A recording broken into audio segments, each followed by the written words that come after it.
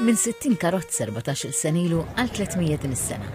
Il-popolarità tal-karozzi minn sena l-oħra qawwit qalb il-fondaturi ta' Zabbar Autofest biex kull sena iħajru sedin ta' karozzi antiki u mhumiex biex jeżebixxu l-karozzi tagħhom.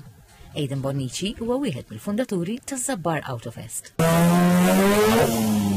Wieħed mill-ikbar attivitajiet li norganizzaw bħala għaqda li ovvjament il-fondi jmorru biex norganizzaw il-festa li norganizzaw f'Settembru f'Żabbar. Din is-sena qed niġbru għal ħabib tagħna wieħed mill-fondatur tal-Zabbar Autofest, Chris Bonello, li sfortunatament Deċembru li għadda kellu aċċident sfortunat ħafna bil-karozza u dis-sena ddeċidejna li bħala ħabib tagħna u wieħed mill-fondatur tal-attività dawn il-flus li soltu niġbru għal ħaddieħor imorru għal wieħed minn tagħna stess.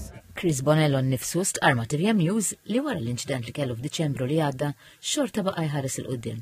Qal li l-kura u l-appoġġ kontinwu mill-familja u sħabu żammitu sod biex ma jaqtax qalbu.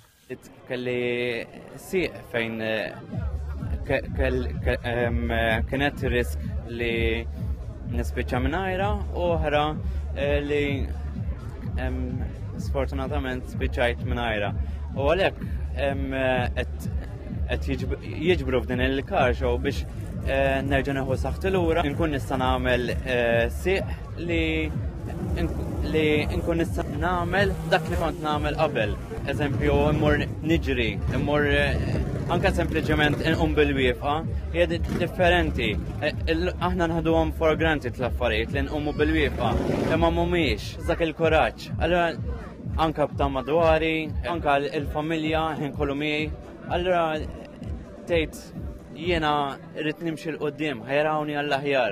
Waqt l-edizzjoni ta' din is-sena, Zabbar Autofest laqat lil Lewis Delatraz, champion ranjanti tad-dinja tal-endurance fil-European Le Mans Series, li se jkun qiegħed jingħaqad qabel il-partiċipazzjoni tiegħu fi 24-hour race ta' Le Mans.